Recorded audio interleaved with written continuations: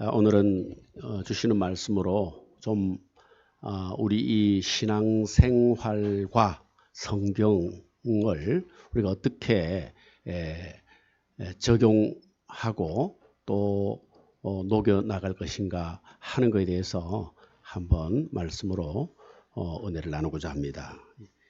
오늘 본문에 이 세례 요한이 자기 제자들을 예수님께로 보내셨습니다. 그러니까 세례 요한이 예수님이 메시아인 줄 알고 자기 제자들도 이제 예수님을 따르라고 하는 의미에서 예수님께로 보낸 겁니다. 근데 예수님께 나온 이 요한의 제자들이 뭔가가 미심쩍어서 예수님께 질문을 하는 거예요. 근데 그 질문이 이 금식에 관한 것입니다. 금식에 관한 것. 14절에 그때의 요한, 세례 요한이죠. 요한의 제자들이 예수께 나와 이르되 우리와 바리새인들은 금식하는데 어찌하여 당신의 제자들은 금식하지 아니하나이까. 그러니까 세례 요한의 제자들도 금식을 하고 있었고 또 바리새인들도 금식을 누가 봐도 금식하는 것을 알 정도로 금식을 하고 있다 그 말입니다. 근데 여기서 말하는 이 금식은 일주일에 2번 하는 금식. 그 성경에 어느 바리새인이 하는 기도에 보면은 나타나죠. 누가복음 18장 11절로 12절에 바리새인은 서서 따로 기도하여 이르되 하나님이여 나는 다른 사람들 곧 토색 불의 간음을 행하는 자들과 같이 아니하고 이 세리와도 같이 아니함을 감사하나이다. 나는 일회에 2번씩 금식하고 나는 7일에 일주일에 2번을 금식하네. 2번을 금식하고. 그러니까 이 2번 금식이 그들에겐 자랑거리였다. 심지어 기도하면서 하는 거 보니까 하나님 앞에도 그것이 아주 자랑스러운 것이었다. 어쨌든 요한의 제자들이 이 금식에 대해서 질문을 했다는 것은 적어도 예수님을 일주일 이상은 따라다녔다는 거죠.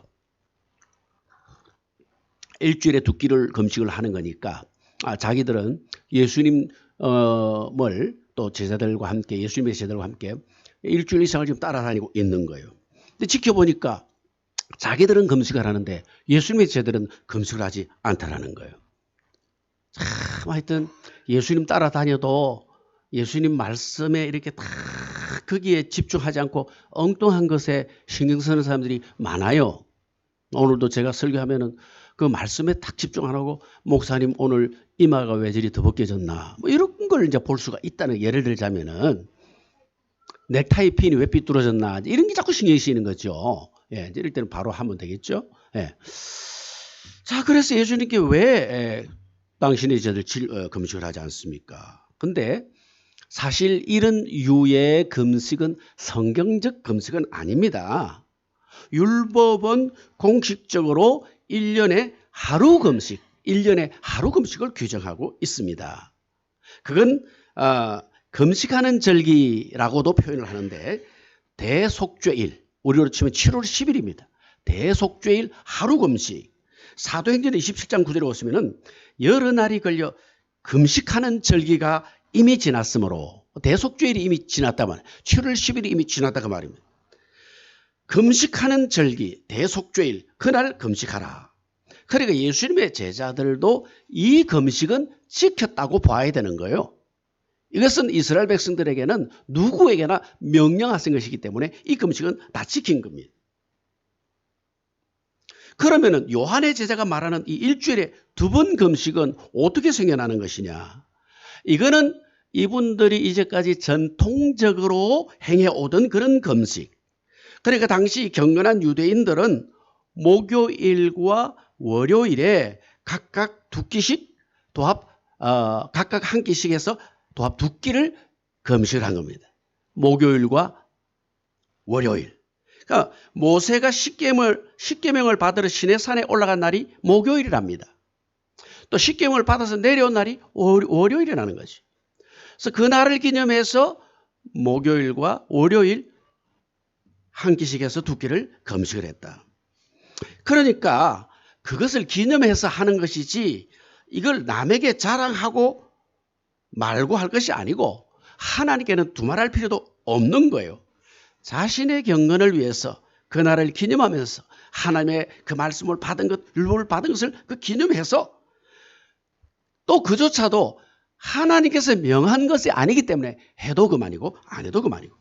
그런데 이게 시간이 지나면서 전통으로 고착이 되고 이제는 마치 율법 아닌 율법처럼 변해버린 거예요.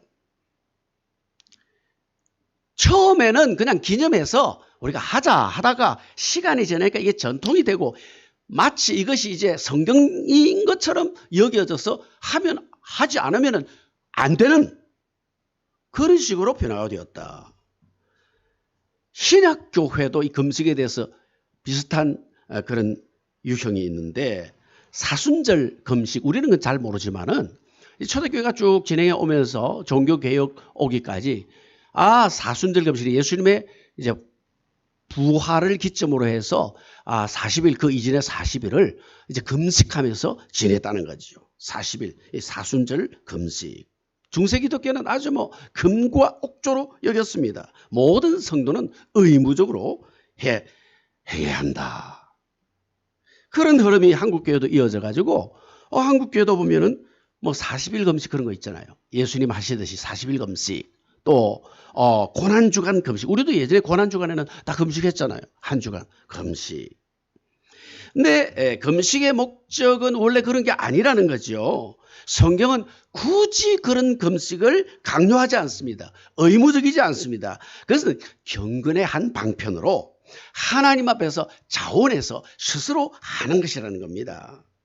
특히 성경은 금식을 일컬어서 자신을 괴롭게 하는 것이라고 했어요. 자신을 괴롭게. 그러니까 배고픔, 그 괴로움은 배고픔을. 여러분 하루 한 끼 금식은 견딜만 하는데 하루 금식하면은요 힘들어요. 배가 고픈 거예요. 3일 금식하면은요 아무거나 보면 먹고 싶어요. 저도 3일 금식하면서 저기 산에서 기도를 하는데 딱 소나무에 솔방울이 호떡처럼 보이는 거예요. 진짜로 호떡처럼 보이는 거예요. 이야, 헛것이 보인다 그러더만 호떡. 우리가 어릴 때는 호떡이 제일 맛있는 거거든. 다 호떡처럼. 내가 내려가면서 호떡 하나 사 먹어야지. 음식의 공급을 끊어서 육신을 괴롭게 함으로 6의 일보다 0의 일에 집중하려고. 이게 훈련이 안 되면요 0의 일에 집중이 아니고 계속 먹을 것만 생각. 그러니까 금식은 배고픔의 목적이 있는 것이 아니고 경건 훈련의 목적이 있는 것이라는 거예요. 영성 회복을 위해서. 내가 이 밥 한 끼도 못 끊으면서 어떻게 하나님 앞에 말씀으로 설 수 있다는 말인가. 그러는 생각을 가지고. 그런데 예수님 당시 그런 금식은 또 하나의 율법이 되어서 남을 판단하는 지경까지 이르렀다는 거예요. 그러니까 요한의 제자들이 와서 그걸 가지고 판단해. 왜 당신 제자들은 금식 안 합니까? 또 자기 자랑거리도 되고 하나님 앞에 저는 1회에 2번 금식합니다. 본래의 금식의 목적을 상실해버렸죠. 예수님께서 이에 대해서 뭐라고 하시냐 15절에 예수께서 그들에게 이르시되 혼인집 손님들이 신랑과 함께 있을 동안에 슬퍼할 수 있느냐. 그러나 신랑을 빼앗길 날이 이르리니 그때에는 금식할 것이라. 이 신랑을 빼앗긴다는 것은 예수님이 사로잡혀서 십자가에서 돌아가실 것을 염두에 두고 하는 말입니다. 그럴 때는 금식하라. 그래서 초대교회는 예수님이 십자가에 달리신 그 하루를 금식하면서 지났어요. 그러면서 십자가 그 고난을 그날에는 몸에 새겼다. 예수님의 그 고난을 생각하면서 그 괴로움을 나도 한번 동참해보자. 그래서 우리가 예수님 그 정사일 같은 날은 지금도 금식을 하면서 지나죠. 개인적으로. 교회가 그것을 또 그렇다고 해서 강요하고 율법 아닌 율법이 되고 안 하면 정죄하고 교회 안에도 나는 금식하는데 너는 금식 왜 안 하니? 이렇게 해서는 안 된다. 그러나 예수님이 계시는 지금은 다르다. 지금은 금식할 때가 아니고 먹고 기뻐할 때다. 신랑 안에서 신랑 되신 예수님 안에서 이제는 기뻐하라. 여러분 오늘 우리의 기쁨이 뭐냐? 때로는 물질이 우리의 기쁨이 될 수도 있습니다. 물질도 하나님 주시는 복이기 때문에 기쁨의 근거가 됩니다. 우리가 무조건 이렇게 물질 배치 그런 건 잘못된 거예요. 물질도 하나님 주시는 거니까 충분히 그 물질도 기쁨이 되지요. 그러나 물질만이 우리의 기쁨이 되어서는 안 된다. 물질만이 기쁨이 된다는 것은 내게서 물질이 거두어졌을 때 자기 상황을 보면 압니다. 모든 인생의 꿈과 소망과 비전이 사라지고 살 소망도 사라지고 그것 때문에 막 스트레스 받아가 드러눕고 이 사람은 물질에 매여 사는 사람이다 그 말입니다. 주시는 이도 하나님이시요 가져가시는 분도 하나님이시요 하나님께 맡기고 나는 주 안에 기뻐하리라. 항상 기뻐하라. 할렐루야. 우리의 기쁨의 그건 항상 예수님. 예수님 안에서 나는 기뻐 찬양. 자, 예수님의 대답은 이에 그치지 않습니다. 정작 하실 말씀을 이제 뒤에 하시는데 16절로 17절에 보시면은 생배 조각을 낡은 옷에 붙이는 자가 없나니 이는 기운 것이 그 옷을 당겨 헤어짐이 더하게 되며 새 포도주를 낡은 가죽 부대에 넣지 아니하나니 그렇게 하면 부대가 터져 포도주도 쏟아지고 부대도 버리게 됨이라. 새 포도주는 새 부대에 넣어야 둘이 다 보존되느니라. 이 두 가지 지금 낡은 옷, 새 옷, 그리고 낡은 포도주, 새 포도주. 자, 이것은 이 둘은 한 가지, 이 두 비유는 한 가지를 지금 강조하고 있습니다. 생배 조각을 낡은 옷에는 붙이지 마라. 생배 조각을 낡은 옷에는 붙이지 마라. 제가 겨울에 이 토파라 그럽니까? 이 뭡니까 이게? 솜는 옷. 여기 이게 이제 패딩. 이거 쭉 찢어져가지고 어디 나무에 뭐 걸려가 쭉 찢어져가지고. 예. 그래서 이제 시내 가서 이게 상표 같은 걸로 이렇게 박아주는 게 있어요. 탁 박아가지고 이제 오래 입었습니다. 한 10년 입었나요? 예, 그대로 이렇게 박아가지고 보통 그렇게 하는 것처럼 예전에도 옷이 떨어지면 다른 배를 갖다가 붙여가지고 옷을 입었단 말이에요. 우리 옛날에 양말도 보면 요즘 양말 빵꾸 나면 바로 버리는데 너무 아까운 거예요. 예전을 생각하면 그 빵꾸 난 거 거기 다 엄마가 뭘로 해가지고 다 신고 다녔잖아요. 그런데 생배 조각을 낡은 옷에 붙이지 마라. 새 포도주를 낡은 가죽 부대에 넣지 마라. 당시에는 포도주를 양 안에 그 양을 잡아서 이 손하고 발하고 목을 따버리고 그 안에 내장이고 살을 쫙 뽑아내고 가죽만 해가지고 요걸 말려서 그 다음에 곧 발 쪽을 짜맨다 합니까? 쪼맨다 합니까? 이걸 뭐라 그럽니까? 묶어서. 이 경상도 사투리 때문에 할 수 없어. 묶고 또 뒤에도 묶고 앞에만 목 쪽으로 이제 집어겨 넣은 거예요. 거기도 묶어가지고 그 안에 포도주를 보관했다 그 말입니다. 근데 이게 한 1년쯤 다음 포도주가 나올 때쯤 되면은 이게 이제는 물을 머금고 머금어가지고 이제는 더 이상 물이 머금어지지 않는. 그리고 이것을 포도주를 다 먹고 나면 이것이 빳빳하게 딱딱하게 굳어버린단 말이에요. 그래서 새 포도주를 넣으면 거기서 뭐가 나옵니까? 이게 이제 발효되는 가스 같은 게 배출이 되잖아요. 그러니까 낡은 가죽 부대에다 하면 이게 터져버리는 거예요. 그러니까 할 때마다 새 포도주는 새 가죽 부대에 그 가죽 부대에다가 담아야 돼요. 자, 그것을 그 사람들이 잘 아는 것을 이용해서 예수님이 하시는 말씀은 생배 조각을 낡은 옷에 붙이지 않는다. 새 포도주는 낡은 가죽 부대에 넣지 않는다. 공이 강조하는 게 뭐냐니까 새 것과 낡은 것 합치지 마라 그 말입니다. 가죽 부대 얘기가 아니고 이 헌금 얘기가 아니고 새 것과 낡은 것을 함께 하지 마라. 그래야 둘 다 보존이 된다 그 말이죠. 그러면 새 것가 뭐냐? 예수님과 예수님의 복음. 낡은 것은 뭐냐? 유대 지도자들에 의해서 전해 내려오던 그들의 이 전통.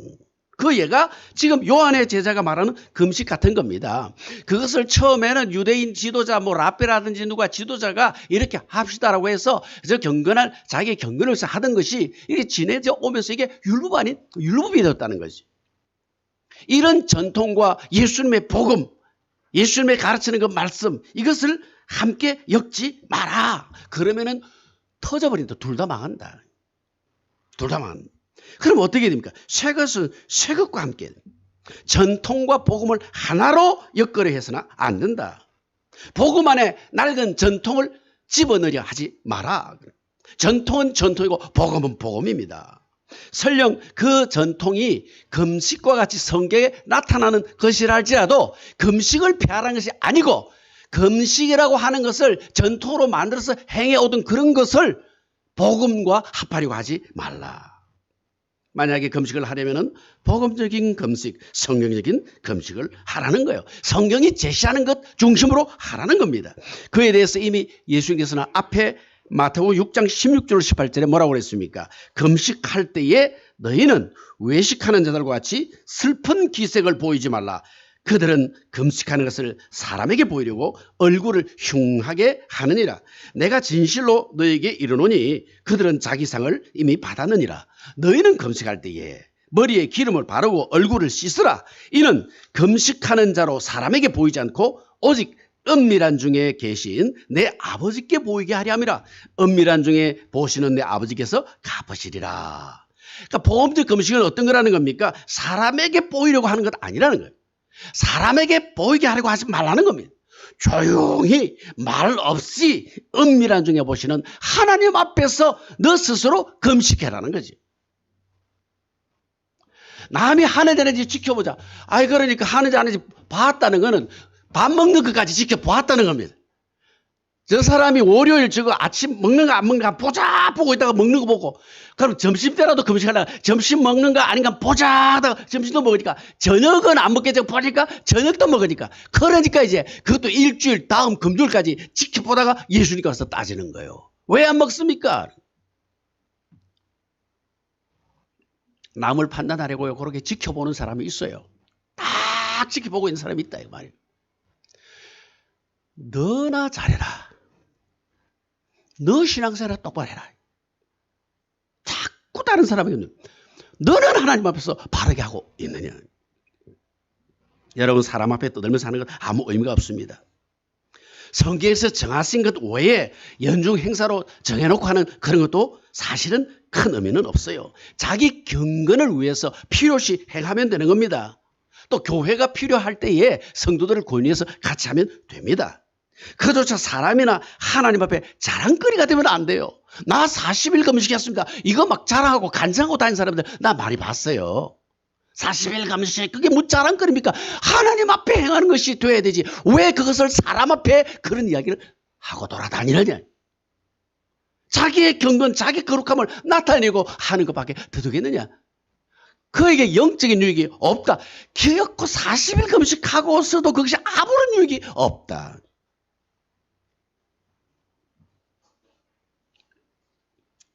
그것으로 또 남을 판단하고. 성도들 그렇잖아요. 어디 누가 와서 간증하면서 40일 금식을 2번이나 했다라면 우리 목사님은 10일 금식도 안 하던데 우리 목사님은 일주일 금식도 안 하던데 목사님 금식하는 거 딱 지켜보고 있는 거예요. 목사님 금식 하나 안 하나 이렇게 그래 판단하는 거. 우리 목사님은 금식도 안 하고 이렇게 판단한다고.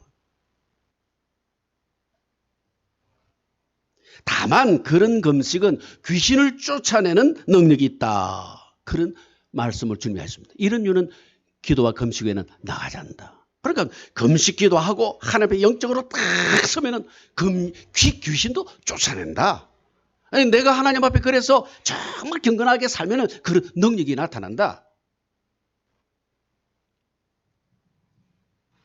오늘 적어도 우리는 그런 복음적 금식의 사람들 되시기를 주님의 이름으로 축복합니다. 금식만이 아니고 모든 것을 이제는 복음 안에서 행하라. 복음적이라는 게 뭐냐?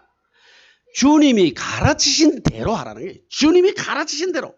여기서 더 나아가거나 모자라서도 안 됩니다. 이것을 위해서 우리는 항상 주님의 말씀을 가까이 하면서 살아야 돼요. 말씀 중심의 삶을 살아야 됩니다. 여러분 우리가 책도 읽고 뭐 TV도 보고 다 하지만은 성경을 항상 중심에 그래서 하나님의 말씀이 뭔지를 알고 그 말씀을 삶에 그대로 적용하면서 살라. 전통도 중요하지만은 복음을 앞설 수는 없는 거예요. 순수한 복음이 중심이 돼야 되는 것입니다. 오늘날 한국 교회에 이 설며시 서며든 이 낡은 전통들이 뭡니까? 한국 교회 전통을 보면은요, 아주 우리가 비근한 예로 우리가 드릴 예배, 예배가 사실은 좀 형식적이지 않습니까? 너무 순수에 집착하지 않습니까? 성경에 예배 형식이 나와 있습니까? 없습니까? 뭐 안 읽어봤으니까 모르겠지. 성경에 딱 이렇게 예배하라 이런 게 있어요? 없어요? 대충 눈치로 한번 찍어보세요. 있을 것 같아요? 없을 것 같아요? 목사님 지금 강조하는 바가. 없을 것 같죠? 성경에 여러분 아무리 찾아봐도 예배는 처음에 묵상기도 그 다음에 사도신경 착착착착착 이렇게 해라 없습니다. 말씀과 기도와 찬송과 헌신 이것은 필수적인 요건입니다. 그것은 성경에 나타납니다. 그러니까 말씀과 기도와 찬송과 헌신을 중심으로 해서 성령 안에서 얼마든지 자유롭게 예배할 수가 있다고 말입니다. 찬송을 좀 더 많이 할 수도 있는 거예요. 은혜가 되다 보면은 우리가 찬송하고 박수하고 막 찬송하다가 은혜가 임하면은 계속 찬송을 좀 더 할 수도 있는 거예요. 기도를 좀 더 길게 할 수도 있는 겁니다. 어떤 데는 막 우리 교회는 3분 기도, 2분 기도 이렇게 자꾸 정하는 경우가 있잖아요. 성령이 임하면은 막 은혜가 되면은 기도를 좀 길게 할 수도 있는 것이고 그렇지 않습니까? 말씀을 좀 더 길게 할 목사님 오늘 설교 시간 지났는데 왜 이리 또 아직도 설교하는 거고 이 시간이 지나면 성들이 전부 시계만 보고 있는 거예요. 시계만. 그러니까 어떤 교회는요 목사님이 설교하는데 딱 저 강단 맞은편에 시계를 딱 갖다 놔는 거예요. 목사님 시계 보면서 하세요. 우리도 저 딱 갖다 놨잖아요. 누가 갖다 놨는지 모르겠어요. 딱 갖다 놔요. 성도들이 보는 데 안 가고 딱 갖다 놔요. 목사님 보고 하세요. 정신 차리고 이렇게 이제 가죠. 말씀에 내가 임하면은 말씀을 좀 더 길게 할 수도 있고. 그러니까 성령의 인도하심 속에서 누구든지 그런데 누구도 그렇게 하지 않습니다. 왜 그런가? 사람을 의식하다가 보니까 형식에 즉 외형을 지향하다가 보니까 그래서 어떤 전통 이것을 고수를 하는 거예요. 이게 율법처럼 우리 교회 예배는 이렇게 여기서 뭐라도 빠지면 안 돼. 이렇게 율법이 아닌 율법이 된 거예요. 예배 형식에 성경이 그렇게 하는 게 없는데 꼭 이렇게 왜? 우리 교회는 예로부터 그렇게 했으니까 그런 게 있단 말이에요.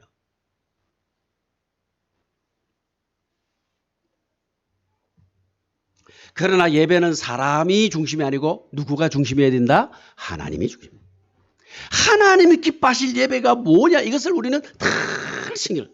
인간이 만든 전통이 아니고 성령과 진리 안에서 자유롭게 행하는 것이. 아이고 목사님 다음 주부터 예배 인도 어떻게 하려고 저러시는지 모르겠다. 그럼 우리가 예배하면서 서로 은혜가 되는 부분이 있으면 또 서로 의견도 나누고 그래서 더 은혜로운 예배들로 우리가 이끌어 가려고 애를 쓴 예배 동참하는 우리도 예배 참여할 때 보면 또 누구는 양복을 쫙 입어야 된다. 예배 거룩한 예배 드리는데 양복을 입고는 와야 되겠지만 자유롭게 할 수도 있는 거 아니겠어요? 자기들도 자유롭게 해서 목사님은 반드시 입어야 된다. 그럼 목사는 이 더운데 넥타이 메고 맨날 이렇게 해가지고 더워가 땀이 나도 그냥 목사님은 입어야 되지. 제 친구 하나가 서울에서 교회를 맡았는데 영국에서 공부를 하다 와가지고 영국에는 티만 입고도 예배하고 그러니까 이 친구가 너무 깝깝해서 넥타이를 벗고 예배 인도하니까 장로님이 와가지고 목사님 넥타이 좀 메고 하시죠. 그러니까 이 목사님이 저 같으면 또 기가 죽어가지고 예 그러고 했을 것 같은데 이 친구는 아이고 넥타이 매는 게 성경적이도 아니고 성경에 있는 것도 아니고 이거는 시대적인 옷인데 안 매도 되지 하고 또 안 맸어요. 그래 쫓겨났어요.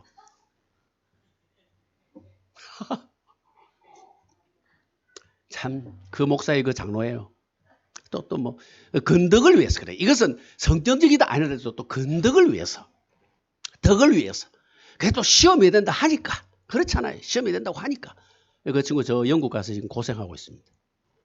영국 교회 맡아가는데 할머니 몇 분 하고 그래 지금 고생을 많이 하고 한국에 있을 소문이 나가 한국에 있을 데가 없어가지고 영국.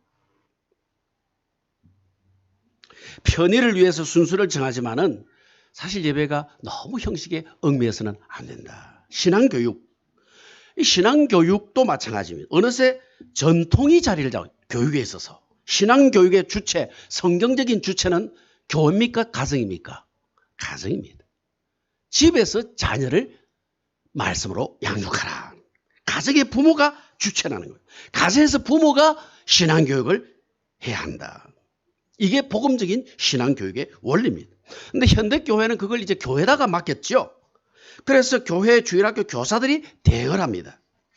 그러나 지금의 주일학교는 영국 산업혁명의 결과입니다. 아이들이 부모의 영적인 보살핌을 받지 못하는 것을 본 영국의 신앙 성학자들이 버림받다시피 한 아이들을 따로 돌보면서 시작이 됐다.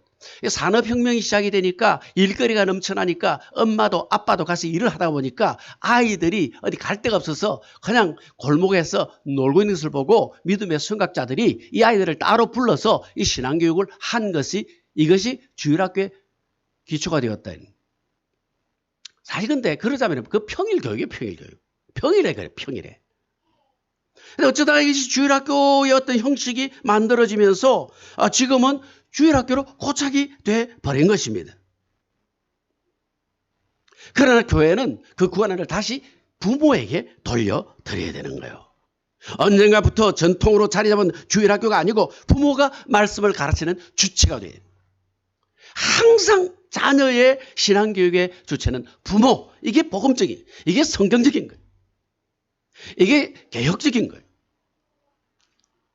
부모님들은 주일학교에 아이의 영혼을 맡겨버리고 나는 나 몰라라. 나는 책임에서 벗어나고. 그래서 앉아서 주일학교에 전도사님의 문제가 있습니다. 우리 주일학교에 우리 교사에게 문제가 있습니다. 매일 교사한테 가서 따지고 전도사님 따지고 이렇게 한단 말이지. 물론 교회가 할 바는 그 부모를 잘 가르치는 겁니다. 부모를. 어쨌든 자녀 신앙교육의 1차적인 주제는 가정이고 또 부모입니다. 그러므로 부모는 그런 영적 책임을 가지고 자녀 양육에 앞장서야 하는 거예요. 그래서 가정천국 이루어 가시는 가정들이 되시기를 주님의 이름으로 축복합니다. 많은 지금 교회 안에 전통 교회력이라고 해서요. 교회 절기가 하여튼 1년 내내 있습니다. 그래서 종교 개혁을 하면서 이걸 전부 없애버렸잖아요.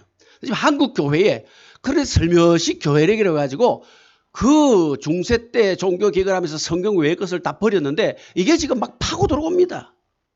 어느 교회가 하니까 또 다른 교회들 큰 교회가 하니까 저렇게 하면 교회가 부흥되나 보이다. 또 교회가 따라합니다. 이게 성경적이지 않은 것이 자꾸 비어져 나오는 거예요. 인간의 전통 이것이 계속되다가 보면은 성경적이지 않음에도 불구하고 이것이 마치 성경적인 것처럼 그렇게 굳어져서 사람들이 그것으로 남을 판단하고 오늘 감히 예수님 앞에 와서 왜 당신의 제자들은 금식하지 않습니까? 마치 성경을 모르는 무식한 사람처럼 따지더라는 거예요. 예수님께서 그렇지 않다. 낡은 것과 새 것을 붙이면 안 된다. 여러분 이제 결론입니다. 우리 교회는 이 개혁주의 교회라. 개혁주의라는 게 개신교 그러잖아요. 개혁주의 신앙을 가진 교회라. 그런 말입니다. 개신교라는 것이. 그러니까 종교 개혁 때 종교 개혁을 하면서 로마 가톨릭하고 이렇게 갈라져 나온 교회를 개신교 그러는 거예요. 개혁주의 교회라 그 말입니다. 여러분 개신교 그러잖아요. 개혁주의 교회라. 이 개혁이라는 게 뭐냐? 복음의 진리를 사수한다. 지킬 것은 지키고 바꿀 것은 성경에 각해서 계속해서 바꾸어 나간다. 이게 개혁주의 우리 개신교라 그 말입니다. 그런 의미에서 교회는 부단히 개혁하는데 개혁과 진보라는 것은 다른 거예요. 진보는 계속해서 진일보하는 겁니다. 근데 개혁은 성경을 중심으로 해서 벗어나지 않도록 하는, 성경에서 뭔가가 벗어나면 이걸 잘라내고 이게 부족한 것은 보충하고, 이게 개혁주의라는 거예요. 복음의 전통이 마치 율법처럼 자리 잡지 않도록 우리는 경계해야 됩니다. 아무쪼록 마지막 시대 교회에 자리 잡은 인본주의, 율법주의, 물질주의를 버리고 하나님 제일주의, 성경 중심주의의 그런 온전한 교회를 세워가는데 쓰임받는 우리 모두 되어지시기를 주님의 이름으로 축복합니다. 아멘.